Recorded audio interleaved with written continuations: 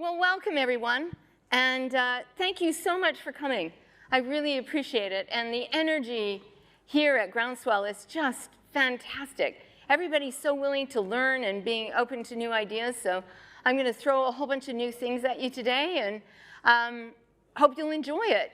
A little bit about myself. So I am a Canadian from Alberta, Canada. I didn't grow up on a farm, but I did grow up a bit farther north. But I've been around the farm. My uncle had farm and whatnot, so I've been around the farm. Always loved growing things, love plants. And I believe that plants can solve most of our problems. And so we're going to talk a little, not so much about plants today, but we're going to talk a lot about plants tomorrow and cover crops and all those good things. So just a little bit about what we're going to, so we're just going to go a big overview today about how healthy soil is really linked to food security and nutrient density in our food. And of course, that makes us all well and our animals well. And I think the most important thing, which is what we're all doing today, is we're sharing. So I start with my very last slide first. And just, I think it's really important that we're all here sharing today. And share your knowledge. It's the only way that we're going to create change. And I love that term. I don't hear it outside of the UK, jolly. So let's all have a jolly time today. Soil management is everything, so we're just going to leap right into it right now. Soil management is everything that you do to your ground. So every amendment you put on, every growth promoter, everything you put in the ground, including all the iron, so depending on whether you're doing tillage or not, but even your planter, your harvester for your potatoes, your carrots, or anything like that. Soil management is grazing. And hopefully a number of you have integrated livestock grazing because it makes the operation so much more profitable in various times. And I put in the last one as an ode to Lynn Margulis. Gaia teaches us that everything is connected, that everything we do has consequences. And I really believe that. So everything we do to the ground, everything we do in our lives, it goes around, comes around. So just remember that as we go through, that I'm going to try and point out the connections. But if you don't see them, don't worry. I'll try and just get right there. I use this diagram that you're looking at really because I think it shows that the biology at the top, the biology is what integrates the whole system. You cannot have healthy soil if it's not alive. So it's the biology that unites the chemical and the physical properties. It's actually the biology that drives the soil structure, that builds it. And I'm going to go through that really briefly. And that gives us the soil health. So that's the concept of soil health. And plants, by the way, can totally modify the soil structure. They can, root exudates can make the soil tight, or they can loosen it up depending on what they need. So here's the first lesson. Plants will get what they need. As long as we have it there, they will find it and they will get it. They're not just standing, they're just not in the ground, you know, waving in the wind. They're here to survive. And they're active, and they're communicating between each other through their roots as well as above ground. So remember that as we go through. And ultimately, if we don't have a leaky system and we put all those nutrients into our plants, we are not going to leak things into the environment. And that is the key thing right now. We're struggling all over. I was just in the Netherlands, and they're going to actually start buying up dairy farms to stop the nitrates. But there's a simple solution to that. My gosh, just sow other plants, broadleafs, into the pasture that fix nitrogen, and then have a rich, nitrogen-rich forage, a protein forage. So you don't need to, you know, pump the nitrogen IV into the grass. It's grass after all. So, and ultimately, if we do all that, we have fixed, you know, we've really worked on our environment, we're going to have health for ourselves and our animals and our whole planet. And that's the really important thing here, is that we're all in this together. So I start with a potato picture from Switzerland. And the key thing here is if you don't have any soil and you've allowed it all to erode, then you've got nothing to work with. You've lost all the life in your soil. And we have to really do a big rehab. Because think about it. if you put a big fan on your soil, what blows away first? The organic matter, the mites, everything in the top layer of the soil, and what are you left with? A bunch of stones and sand. And eventually the sand goes, and then you're just left with stones. So the first things first, stop erosion. Keep your ground covered. If it's not covered in mulch or stubble, then keep it covered in a cover crop. Use, sugar beets. The top one is sugar beets, leveling for sugar beets, because some people still use flood irrigation. Everything in that soil is homeless. But if we're seeding into green, and yes, you can seed into green as long as you have a disc drill, you can seed right into green, or you have a cross slop, you can seed right in. And you can oversow your pastures. Use that iron, but use it for good. So what are the characteristics of a healthy soil? First characteristic is good soil structure. And good soil structure is absolutely a byproduct of biological activity. You can't have good soil structure without organic matter. You can't have it without fungi and bacteria. You can't have it without predator-prey interactions. And most importantly, you cannot have it without roots. And there's a really simple test for it. You don't have to use anything fancy. You can recycle your water bottles or your drink bottles and just put a core of soil in there, one in the other, and you can see if it runs clear like this, you have good soil structure. If we've got a whole bunch of soil in the bottom and it's all muddy, we have work to do. So the other thing you're seeing here, I'm going to do both of these. You can see that plants, when they can have good soil structure, when they have access through the aggregates, they actually spend more energy to explore the soil. So they actually will form more lateral roots, which is also helpful because then they're leaking more things into the soil. So again, we're just building, and we're always building the soil.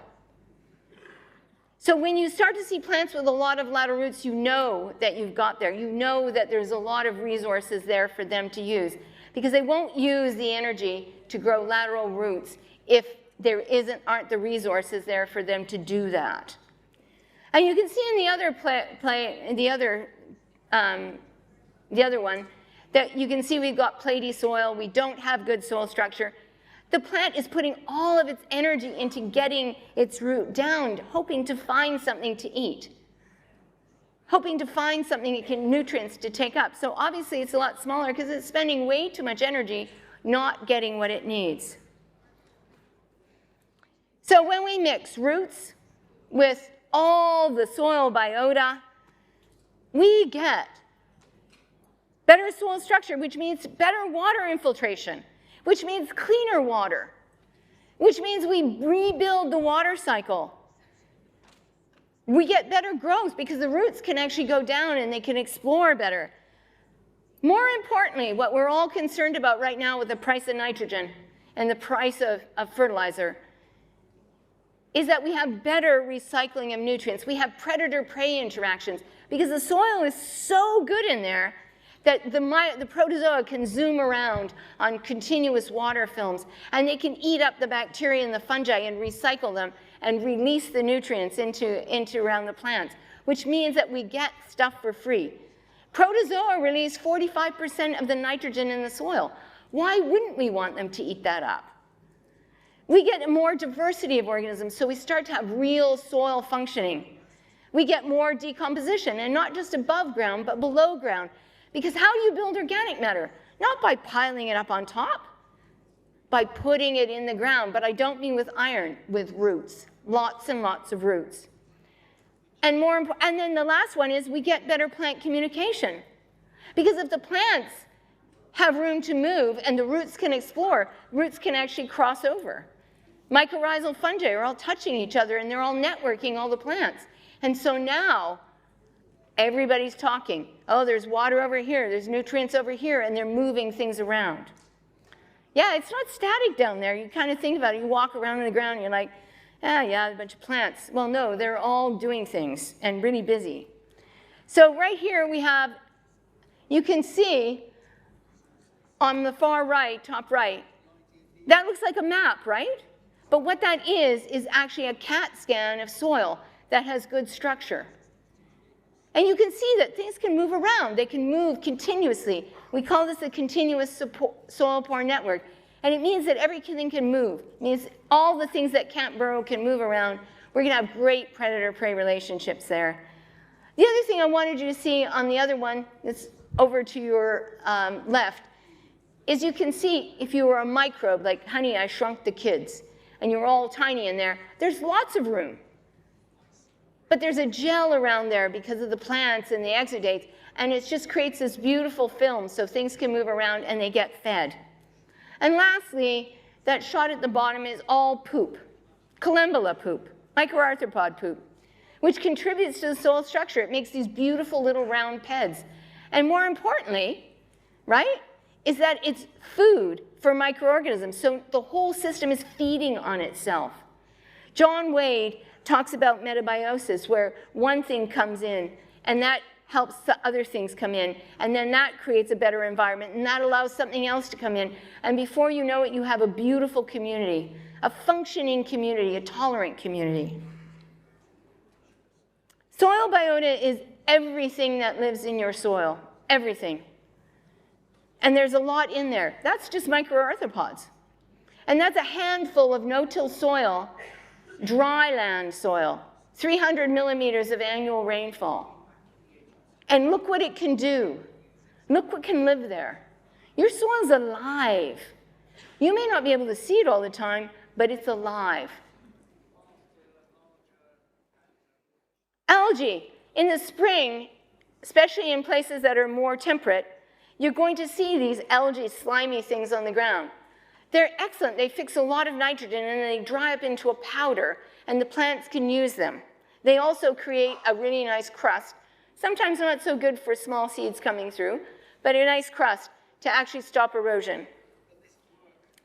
These are actinomyces, and I've had a lot of people say to me, oh, that white powdery stuff, that's mycorrhiza. It is not. It is actinomyces, and they smell. They have a really beautiful smell to them. And they're really important because they produce a lot of antibiotics, which means that they're really important for your plants because they help keep them well. And I think that's one of the important things about these. But they also break organic matter down, and in doing so, they create some antibiotics. But they also concentrate it. So all these things are concentrating nutrients in and around the roots, making them more available to your plants. Protozoa and nematodes. Protozoa eat up a lot of bacteria, and people go, well, and nematodes will eat up bacteria and fungi, and they'll parasitize insect larvae. Plants actually send out signals to attract nematodes. Not the parasitic ones, but if their roots are being grazed too heavily, they'll actually send out a signal that has 7 carbons in a chain, and it's a kind of terpene. And they'll send out this volatile signal that says, hey, you nematodes that are, insect eating, over here, there's food. So plants aren't just static. They're actually trying to protect themselves. Because let's face it, if you're stuck in one place, you're on defense. Right? You're on defense. You got to make sure those things that they're trying to get you all the time aren't getting you. You've got to attract things in the community around your roots that will protect you. So plants are being very active all the time. But the protozoa are so important for grazing bacteria. And I'll tell you why. Because a lot of you are here for making a transition. I've talked to some of you, and you're making a transition to regenerative agriculture. Well, it is a transition. First thing you got to know is you take your brain out, you shake it around, turn it inside out, and put it back in. Don't come at it with the same things. It's like organic farmers that think they can be organic because they'll just buy a whole bunch of organic mimics and carry on farming the same way they did before. It doesn't work. It's a system, and you work with the system. Now, your system won't be the same as my system, way as somebody else's system, but that's okay. It's your system, and it's what works for you. Now, when you make the transition, and you stop doing a lot of soil disturbance, all the microorganisms in your soil go, woohoo! And they're like, yeah! And they start growing like crazy because nothing's killing them all the time. Like, imagine me coming through here with a moldboard plow today. Jill just revs her up on the stage and then just drives through. Well, some of you are going to bust through the wall, some of you are going to get out the door, and I'm going to get some of you. And some of you have tied up your nutrients for a while. And they're all going to be released. And that's what you're doing with tillage. I mean, and in fact, tillage was invented in Britain by Jethro Tull, not the band, the guy. And that dates me, right? I can talk about Jethro Tull. But they talked about plowing up the Pennine Prairie and how it really, they could grow these great crops. And then what happened? Slowly downhill because they just stepped oxidizing and using up all the organic matter. And that was the end of it. So we're going to do no-till. We're transitioning. That means the bacteria and the fungi are all growing up really strong. Well, everybody thinks that bacteria and fungi only use carbon. They don't.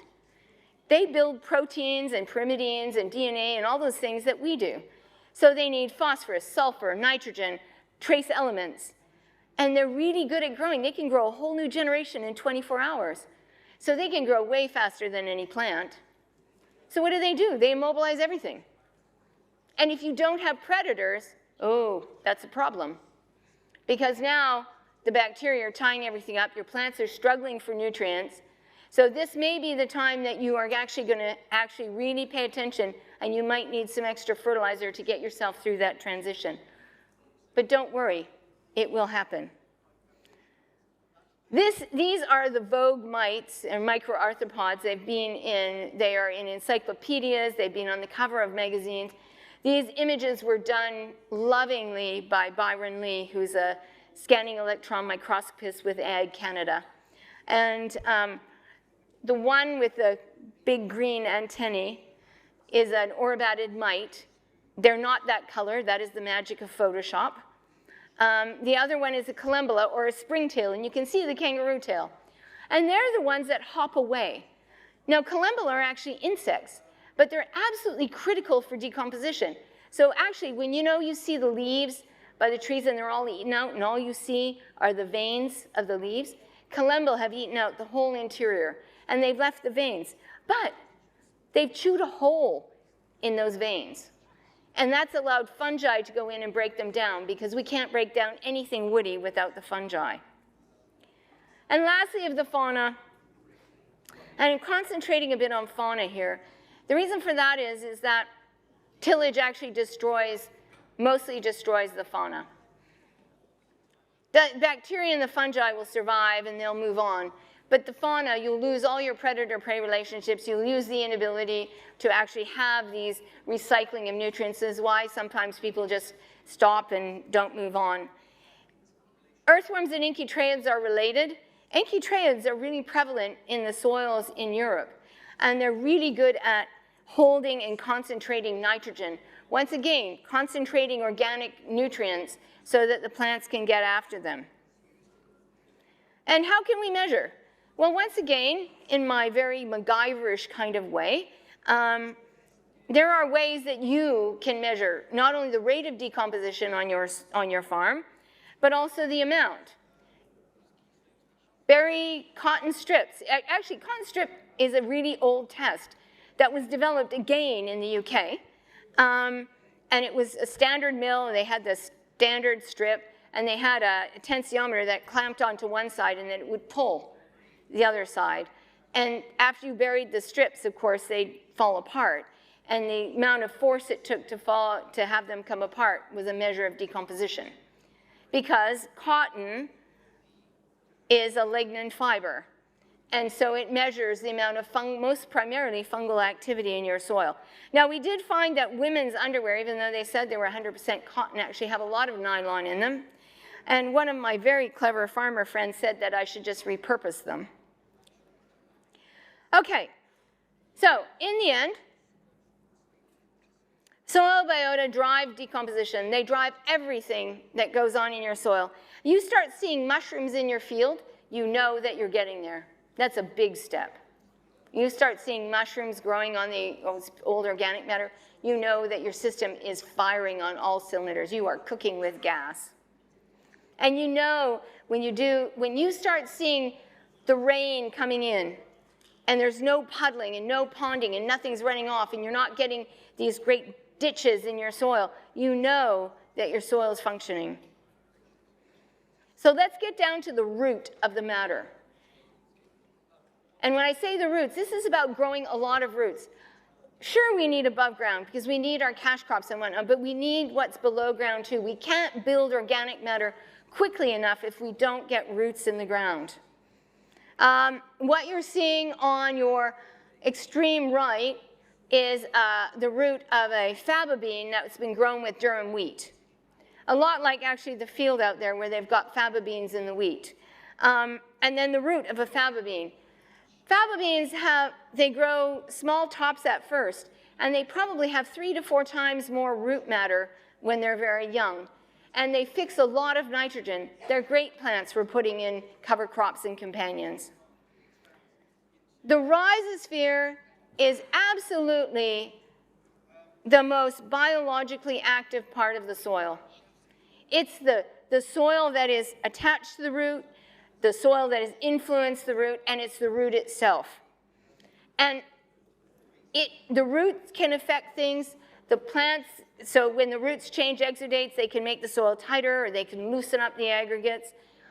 They will change the microbial community. Like I said, they'll attract more. If they're having problems with other organisms, they will actually try and attract bacteria that will attack other things. They'll try and bring in nematodes. So they'll change the rhizosphere. If a plant is colonized by mycorrhizal fungi, it will have a very different rhizosphere community, one that is very plant growth promoting compared to a different community. So it's all about the soils and the plants interacting, and it is what your cropping is all about. So we want roots, lots of roots. Anytime you can grow a cover, anytime you can grow a forage, grow it. Grow companions. In our climate, in North America, where we have, or at least in the dry areas, I grow a lot of companions because we struggle to get cover crops in because our season is so short. And so I've been growing companions, like plants that we just grow between the rows. We don't harvest them necessarily, but they'll fix nitrogen and they'll feed the plant while they're growing. So I'll grow chickpeas between the rows of wheat, or I'll grow faba beans between the rows of wheat to feed the wheat itself and increase the protein and the yield. But it's the fastest way that you're going to make the transition. And now you get to see in a diagram what's going on out there. We've got rhizodeposition going out, so the plants are leaking. They're leaking water, they're leaking nutrients. Now I'm going to say at this point, good seed. Start with good seed. A plant should be able to grow in water for 10 to 12 days with no nutrition. If it can't, that seed is not good enough. So everything that the seed needs to grow should be in that seed. And so that's a test that you can actually do. You can actually put them on paper towel and just see how well they grow, and then eat the sprouts. You've got mycorrhiza, and you've got legume inoculants coming in.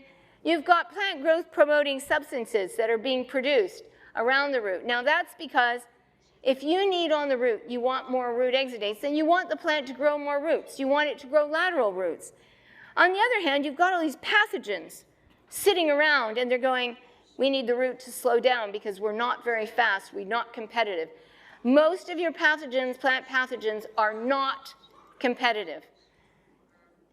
And so if you've got a real problem with plant pathogens, especially fungal ones, check for nematodes because they might be boring holes in your roots. The next thing is really think hard on your soil health because they shouldn't be able to compete. And you don't want water and nutrients necessarily going out of the plant, but sometimes plants trade. So sometimes they'll accumulate certain ions so they can trade them when they're short at other times. And every plant species differs. This is why diversity and rotation are so important. Every plant species differs. This is what the mycorrhizosphere looks like. So what is holding, look at how you're holding your soil together. Look at how you're building soil structure. Look at what's trapped in there. Look at all the biological activity. Look at how it's protecting the plant because it needs the plant as a host. It can't live without a host. And mycorrhizal fungi are really your original networkers. Look at them, holding all the soil together. They are the conduit between all the plants, sharing nutrients, sharing water, making sure that things don't go drought tolerant. And this is them actually in the soil. Sorry, in the plant root. And you can actually see them growing between the cells. So they can't grow without a host. So they need that host to thrive. So they do everything they can to make sure it does. Now, this is a little trick. Every plant that is colonized by mycorrhizal fungi will produce a yellow color. And it's a canary yellow. It's a really bright, bright yellow. But it's very sensitive to the light. So you have a very short window of time to actually evaluate it. So you can put the root in water, make sure that it just, gets some of the soil off, and then put it on a white card, and you'll be able to see the yellow. And if you want, you can actually use the percentage of yellow color to tell you how well your plants are colonized. So let's talk about practice, and we're going to talk a lot more about practice tomorrow. But if we're going to make the transition, and we're going to use regenerative practices to make healthy soil and take advantage of it, we need to use cover crops and we need to use companions, but we need to also evaluate them. And what do they do to the next crop? Do they help it? So this was a little experiment that we started. And we didn't start you can see 2 and 3 species, but that was okay. And we asked ourselves, if we grow this instead of a fallow, because people were still practicing fallow, can we actually affect the nutrient density of the plant after? Can we use them instead of fertilizer? We didn't plow them in, we mowed them because we're strict no-till. And my goodness, look at the effect in the subsequent year. And I have it for any Americans or in the field that are still using, North Americans using bushels, but also have the kilos there. But you can see that the highest mineral nutrient density came from faba beans, peas, and oats. But you can see there's a lot of other good ones there as well. It's important to look at the nutrient density in your grain. This was our first cropping experiment that we did when we were experimenting with organics and actually trying to do no-till organics, which we succeeded at for about 4 or 5 years before the perennials got us. But once we integrated livestock grazing, it was a piece of cake. However, I want you to look at the first 2 rows, 1 and 2. The organic, you can see from those nutrients that the organic was clearly a whole lot better than the low input. The low input was wheat and fallow. Wheat and fallow produces rubbish. Wheat on wheat produces rubbish unless you fertilize the heck out of it. And who can afford this amount of fertilizer? You can't.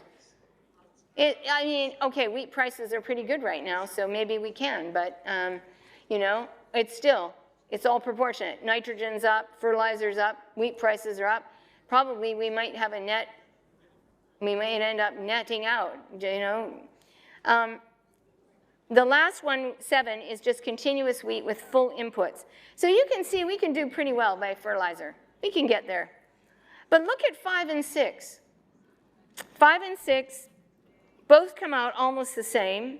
It turns out we didn't need to use any fertilizer on either of them. It seemed that tillage didn't really have an effect either. And the reason is because we grew a forage. We had a year of forage in the 4-year rotation. We have known this since the late 1800s, when we knew that if we grew a forage crop in the middle of the rotation, we could increase the nutrient density in wheat, we can increase yields. Varieties are important. We need to think about genetics. This is Quinn Organics. This is Kamut International, Bob Quinn.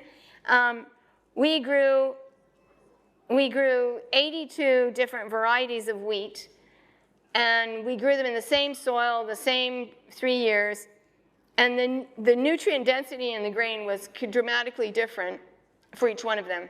Didn't matter whether they were ancient grains or whether they were the newer varieties, they were all different. And I believe that's because the root systems were all different. Some of them form more mycorrhizas than others. We need our breeders to start evaluating root systems a little bit more and understanding what the nutrient uptake is so that we can actually pick varieties that we know are going to take up nutrients well. We need to pick varieties like peas. So you see the red line is from 485 accessions of peas. That's the mean nutrient value. And then the yellow is from the nutrient database of all pea varieties. Look at the variation in iron, 30 ppm to 100 ppm. We have room to pick. We have room to adapt them to our soils so that they work with our soils. My soils have loads of iron and magnesium. Maybe somebody else's don't, so they need a different variety. We can start looking at it that way. This is barber wheat, and you can see the difference in just growing it in 4 different states. There's a lot of variety and variation, so you need to actually get your grains tested.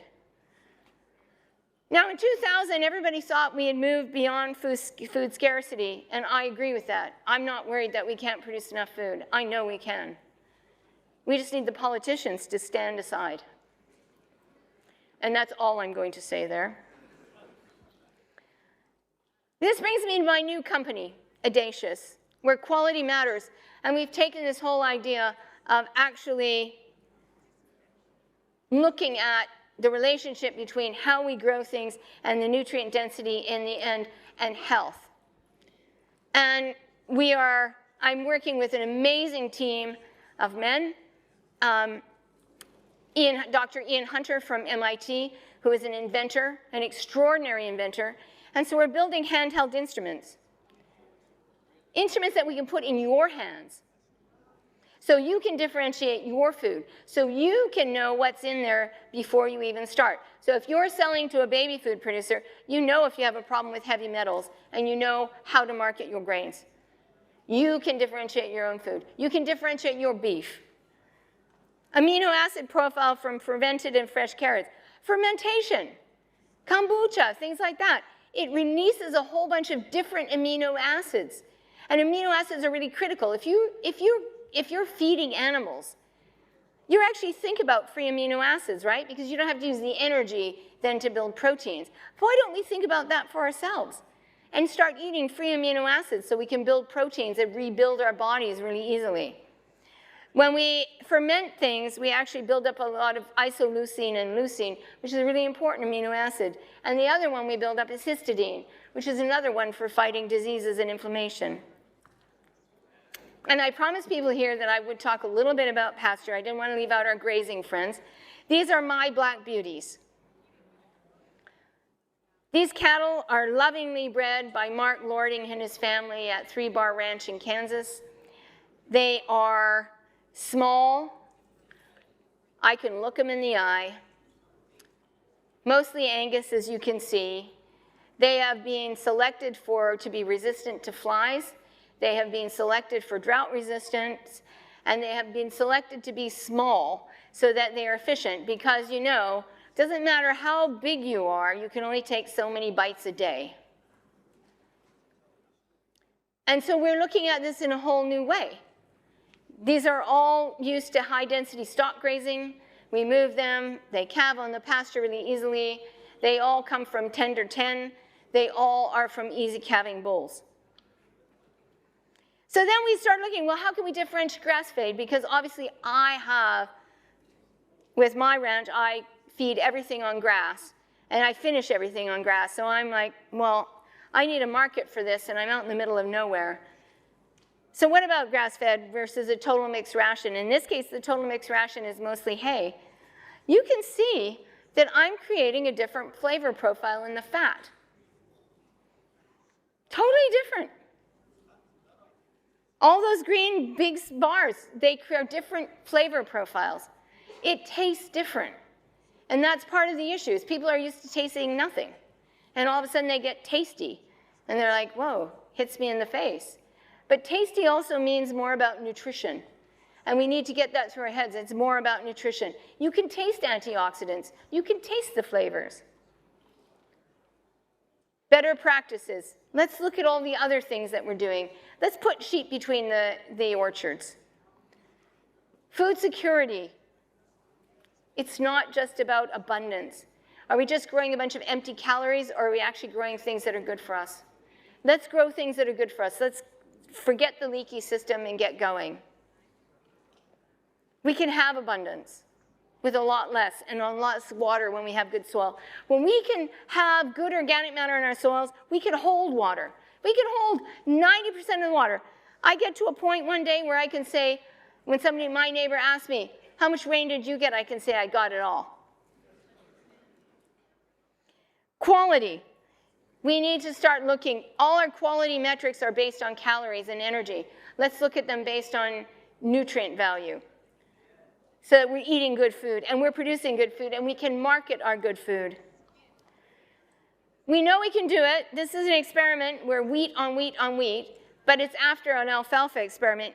And 20 years later, you can see where all the alfalfa was because of the nitrogen that's in there. It just keeps giving. It's the gift that keeps on giving. And at the price of nitrogen, we need the gift that keeps on giving. So in the end, I think that really food security is about abundance and quality, and I think we can have more for less. And I'm prepared to put my money where my mouth is.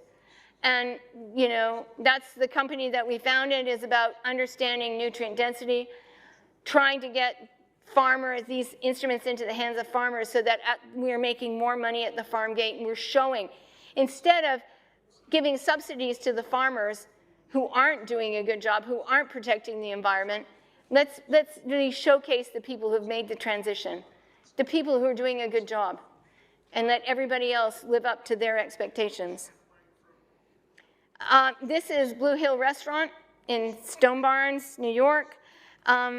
Dan Barber, Chef Dan Barber, believes in soil so much that he created a plate that was actually from the soil surface, and then puts the root vegetables and other vegetables on it, and that is actually your appetizer. I just wanted to stimulate your appetite for the day. Healthy bread to save your life, 2005. We were talking about this, but we're only now starting to do something about it. So I started the day by saying share. Share your knowledge. Share with each other. Don't be afraid. Talk about it. Learn from your neighbors. You're all agronomists. Why hire a whole bunch of agronomists when all of you, if you shared together, would be more powerful than one person? And join our community, Global Farm, Food and Farm Network. We're a bunch of international farmers sharing our experiences, sharing our knowledge together. And we want people from all over the world to share, because we believe that's the best way to do it, because we are all in this together. So thank you very much, and I guess I'll see you all outside. But I think we have time for questions, do we? Yeah, we do. So please, if you have questions, let us know. And don't be shy, please don't. It's Duncan Farrington, farmer in Northamptonshire, and I just picked up on one of your comments about use healthy seed, which I absolutely agree with. Now, would you get your healthy seed from bought-in seed that's been tested, or would you prefer to get your healthy seed from seed that you've grown on your land and has got a background of the rhizosphere already embedded in it? If you can store seed and you can start making your own selections, things that work for you, and you feel are really doing a good job for you, then I would store my own seed. I would actually grow seed. But also, I would keep looking at new varieties or old varieties and just bring some things in small test plots and see how well they grow. And you might find that, oh, here's another one I can grow. But yeah, I mean, I do keep a lot of my own seed, just because if I think it's really in good shape, then I will. Yeah, so, Hello, yeah, lovely to hear your talk, Jill. It's Thank you. Real pleasure. Elizabeth Westaway from Growing Real Food for Nutrition. So very interested to learn about the tool that you mentioned that you're developing and that you want to get into the hands of farmers. So if you could talk a little bit about that, that would be marvellous. Thank you. I can, and I will talk a lot more about the tools in the next session at 1. We are using, actually there's a lot right now already available to you that will do proteins, fats, water, things like that. These are all handheld near-infrared spectrometers, and there's a lot of them that are palm size. We are trying to put a bunch of things together, instruments together, that will all be in one small handheld, where you'll be able to toggle between mineral nutrients with XRF, X-ray fluorescence, and then you'll be using fluorescence to look at the microbial communities, as well as a number of other important amino acids like tryptophan, and energy like NADH, and then you couple that with some of your near-infrared, your mid-infrared, and you can actually look at the whole spectrum of things without really doing a lot of damage. And with meat, we're looking at tenderness and actually using impedance, and thermal properties. So impedance are the electrical properties of foods and of everything. And so you can actually use impedance to look at fat content and to look at mineral nutrients and things like that. So we've been using impedance. So what we do is, because Ian is an eminent professor in thermodynamics and engineering, he actually thinks about all the properties of food, you know, chemical, electrical, thermal. So he thinks about it in a very sort of structural way. And then we start looking at it with the instruments. So that's the kind of thing we're developing. Yes, John. What you talk about, I just wondered, have you done any research on old-fashioned farming methods, i.e. mixed farming? Using a mixed farming regime seems the most sensitive way to feed on top and feed underneath, and I think we have an awful lot of old-fashioned values that are being forgotten about. And have you done any research in that field? I have, and I agree. Mixed farming, I mean, integrated livestock, mixed farming is one of the ways to go, because I can put really good forage crops in the ground and then feed my animals and get all the benefit of the manure and the urine and the roots and everything else by grazing them. I don't think we're discounting anything from, you know, older practices, because I think, like I said, some of them come from the 1900s. We forgot about them because we just thought fertilizer and iron could solve all our problems. And I think that you're right. I mean, some of our old values and coming back to integrated livestock and looking at varieties a little bit more and spending a little bit more time observing what's going on your farm, not a bad thing. We're in a position where agribusiness has trashed a lot of land through till. You can't keep, take, and not put anything back. Absolutely. And I think that's why we're in the position that we're in. And I think there's a sensitive way of looking at it through mixed agriculture. I would like to see a push. Yep, I agree. We know that, like I said, from all the work done in the US and Canada early on, in the late 1800s, that when you put a forage in the middle of your crop rotation, it's always better, always better. But you know, when we plow, so here's a fun fact for all of you. When you plow, the first time you plow a prairie, you lose 32% of the organic matter in the first pass. But the good news is after 16 years, you start to only use 3%. And it was so funny, I was reading that paper and they said, but the good news is after, you know, so many years, just keep doing it and you'll only lose 3%. I thought, okay, well, let's add that up. And it's a wonder I have anything left, and that's what's happened. I mean, I've seen soils that have 0.5% organic matter. We can't hold any moisture in that. It's time to rebuild. Thank you for that. We have very light, sandy, loamy soil.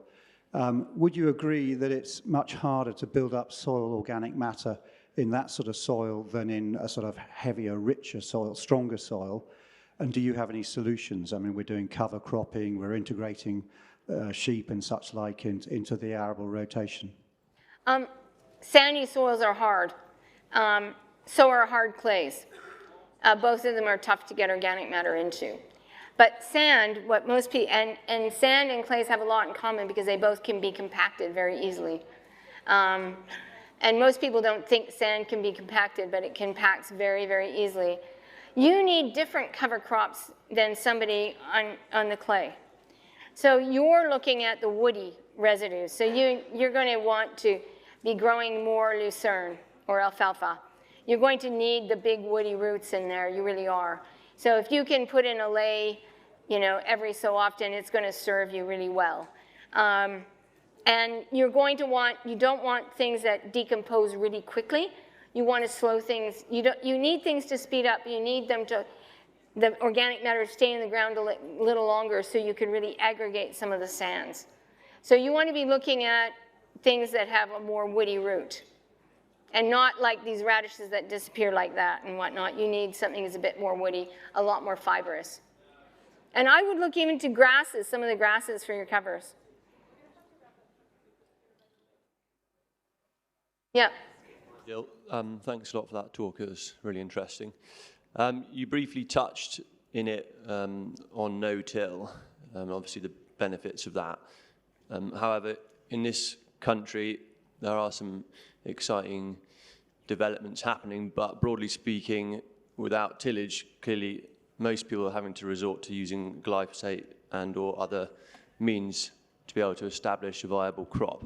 So in your opinion, what is the lesser of two evils, so to speak?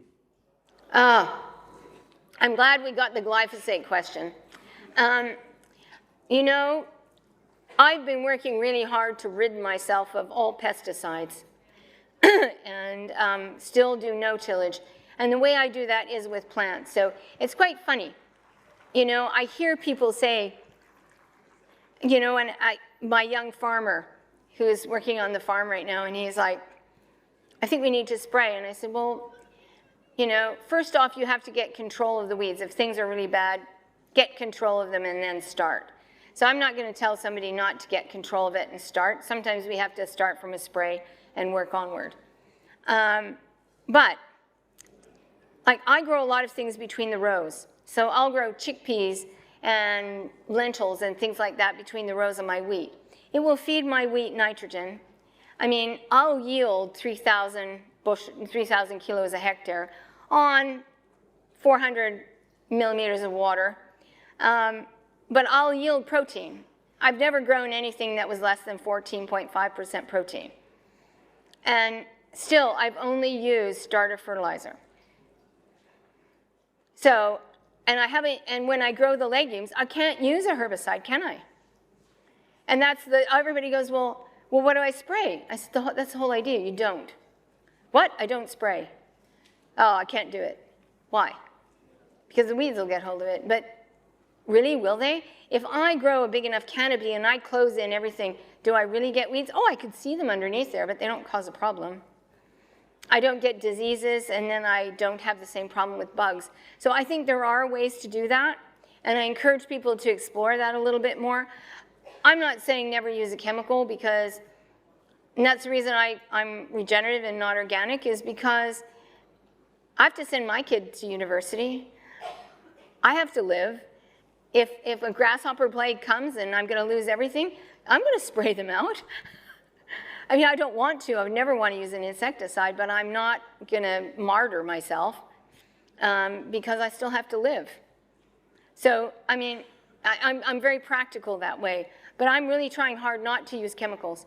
And I believe we should be testing our food, and we should be making sure that if it says it's chemical-free, it really is pesticide-free. And that's something else we're working on. We're working on a tool where we can test things for pesticide residues so that we know what we're eating. Because a lot of people, that's the most important thing for them is from food safety, is not eating chemicals, not eating pesticides. And I agree with that. And the other thing I would say is that with glyphosate, and I hate to say this, but it's true, if you don't use a lot of phosphorus in your soil and you use glyphosate, your glyphosate will be eaten up by the microbes because it's a glyphosate. And so it's a really good source of phosphate. And so they will actually eat it up and break it down very quickly as long as you're not overusing phosphorus. And you won't find residues in your soil at the end of the year, no matter what. We've tried. So I'm not advocating for it, but I'm not taking it away either. And I think it's about the judicial use. I'm going to say one more. I'm sorry, I'm on a soapbox here, folks. But We got into the chemical farming thing with what in Canada and US we'll call Betty Crocker farming. It's farming from a box. Open the box, you've got seed, put seed in, put chemicals, add water, presto, crop. There's no thought in that. There's no thinking, what am I doing to the land? You're not thinking about the consequences. You're not thinking about what you're doing. You're not managing anything. You're just throwing it out there. And no-till isn't the solution for everything. If you don't have crop rotation, who cares if you have no-till? It's a system. It's part of the system.